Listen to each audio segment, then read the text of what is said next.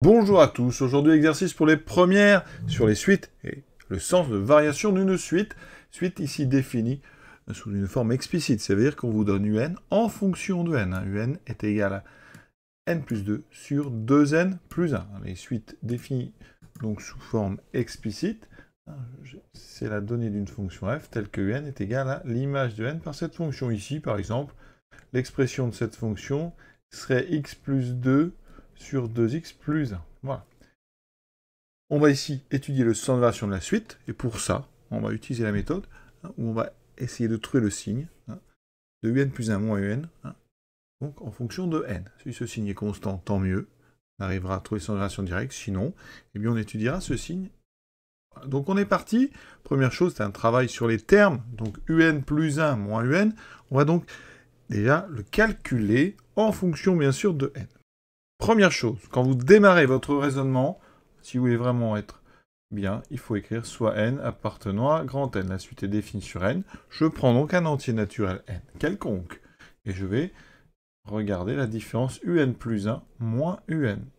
Et sur vos copies, vous faites bien attention. Il faut ici un n plus 1 qui est en position indice. C'est très important. N plus 1 doit être le plus 1 doit être vraiment de la taille du n. Beaucoup d'élèves font un petit peu comme ça. On ne sait plus trop si c'est du un plus 1, c'est-à-dire le terme auquel vous rajoutez 1, ou un plus 1, c'est-à-dire le terme de l'indice n plus 1. C'est très important de bien présenter quand on travaille les suites, et donc la position indicielle, elle est capitale. Donc ici, maintenant, un plus 1. Ça veut dire que dans l'expression de n, je vais remplacer n par n plus 1. Il faut aller doucement, ça ne sert à rien d'aller vite. Les très bons peuvent évidemment accélérer en mettant tout de suite le résultat, mais là, vous aurez donc n plus 1 plus 2, 2 fois n plus 1, plus 1. On fait attention, on enlève les parenthèses avec précaution. Ici, elles ne servent à rien. n plus 1 plus 2. Attention en bas, le 2 va être distribué. 2n plus 2 fois 1, 2 plus 1. D'accord? Ce 2 est distribué, c'est très important. Donc après, n plus 3 sur 2n plus 3. Ça, c'est donc un plus 1. D'accord? Donc ce qu'on peut faire, quand un plus 1 est un petit peu compliqué, donc ça, je le ferai après. Donc ici, j'avais donc un plus 1 moins n, donc ça moins un, j'écris n plus 2 sur 2n plus 1, donc les élèves en général font ce que j'ai fait juste au-dessus, donc transformer le un plus 1, ici, donc ça fera... Alors je vais refaire exactement les étapes, donc je développe ce 2, comme ça on le refait une deuxième fois, plus 1. Pour l'instant, on ne touche pas à un, on le laisse. On arrive ensuite, alors ça dépend de la taille de votre feuille, mais on peut passer à la ligne, donc ici j'aurai n plus 3 sur 2n plus 3 moins n plus 2 sur 2n plus 1. Et maintenant, on va mettre au même dénominateur. Il faut bien comprendre qu'on va mettre au même dénominateur. Et pour ça, la plupart du temps, quand on a des expressions ici, avec une variable, eh bien, le dénominateur final, c'est le produit des deux. Parfois, il y a quelques cas un peu plus simples, mais ici, le produit des deux.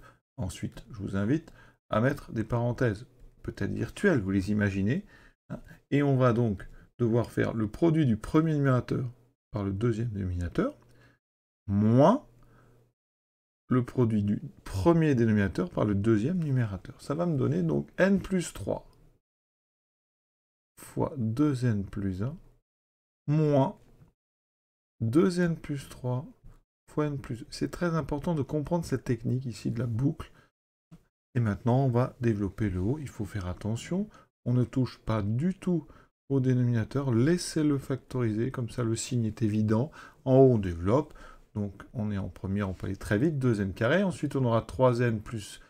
Donc, on aura, 1n plus 6n. Ça fait donc plus 7n. Ceux qui sont un petit peu moins rapides, ben, vous allez doucement.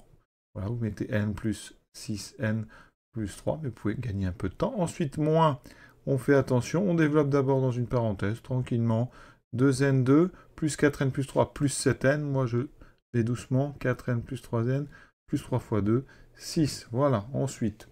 Alors vous avez plein de possibilités. Vous pouvez soit enlever la parenthèse tranquillement, sinon vous pouvez déjà faire le bilan. Qu'est-ce qui va me rester comme carré?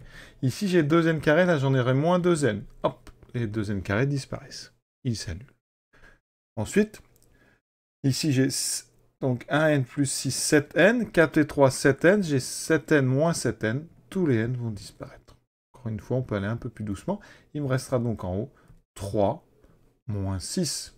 3 moins 6, ce qui fait moins 3 sur 2n plus 3, 2n plus 1. Donc, qu'est-ce qu'on vient de montrer? Que pour tout n, on vient de généraliser là, pour tout n appartenant à grand n, quand on fait la différence un plus 1 moins un, elle vaut moins 3 sur 2n plus 3, 2n plus 1.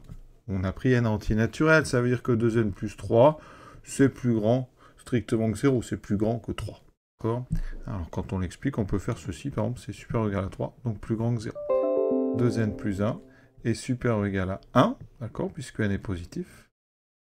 Donc, c'est strictement positif. Conclusion, ça veut dire que en bas, c'est strictement positif. En haut, vous avez moins 3, donc, je le dis, pour tout n appartenant à grand n, je me répète un peu, un plus 1 moins un est donc du signe de moins 3. C'est donc strictement négatif. Alors, on n'a pas besoin d'être si précis que ça, on va mettre inférieur ou égal à 0.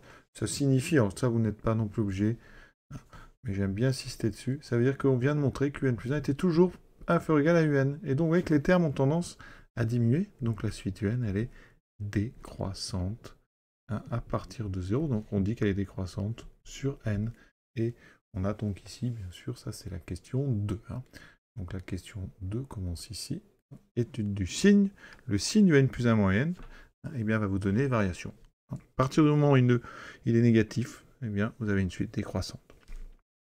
On voit que là, il est tout le temps négatif, donc elle est tout le temps décroissante. Parfois, on pourrait avoir un signe qui est négatif à partir, par exemple, de n égale 4. Dans ce cas-là, on dirait que la suite est décroissante à partir de n égale 4. Voilà. Donc, ça, c'est un savoir-faire qu'il faut connaître, qu'il faut travailler. Mise au même dénominateur, remplacer évidemment l'indice n par n plus 1, ça c'est des bases, vraiment dans les suites. Savoir mettre au même dénominateur. Ne pas faire d'erreur, bien sûr. Quand on est en devoir, ça paye vite, ça coûte cher, ça prend du temps. On est obligé de revenir. Essayer d'écrire d'ailleurs correctement pour bien avoir les indices en bonne position. Et après, on essaie au maximum, dès la première, d'expliquer, de présenter correctement. Donc quand je dis présenter correctement, ça veut dire qu'au début, on indique qu'on prend un entier naturel, on fait une petite conclusion. Pour tout n, on a ceci. Pour tout n, on a ceci. Et donc la suite est décroissante sur n. Voilà, l'exercice est terminé. À très bientôt.